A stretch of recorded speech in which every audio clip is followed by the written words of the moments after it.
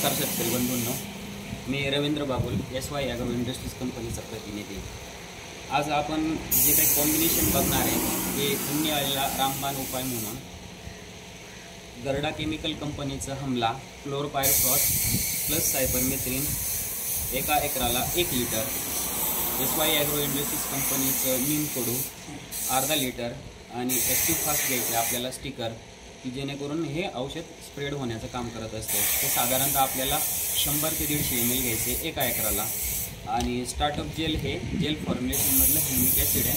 Humic acid amino acid, folic acid आणि seaweed येत आहे। हे जमिनीतले अन्नद्रव्ये तसेच वाढ, फुटवा, काळुकी वगैरे पिकामध्ये आणण्याचं काम करत असते। एका एकराला 500 ग्रॅम वापरायचे। तर हमला काय करते की जे जमिनीतले उन्नी अळी वगैरे त्याला मारायचं काम करते। आणि नीमकोडू काय करत असते की जिथपर्यंत औषध पोचत नाही तिथपर्यंत औषध पोचायसाठी नीमकोडू म्हणजे तिथला जो काही एरियामध्ये आपण वापरणार आहे ते एरिया पूर्णपणे कडू करण्याचं काम हे नीमकोडू करत असते। आणि काही ठिकाणी औषध जात नाही किंवा पोचत नाही त्या ठिकाणी आपण ॲक्टिव्ह फास्ट वापरणार आहोत एकरी 250 ml आणि मुळ्या वाढीसाठी स्टार्टअप जेल। धन्यवाद।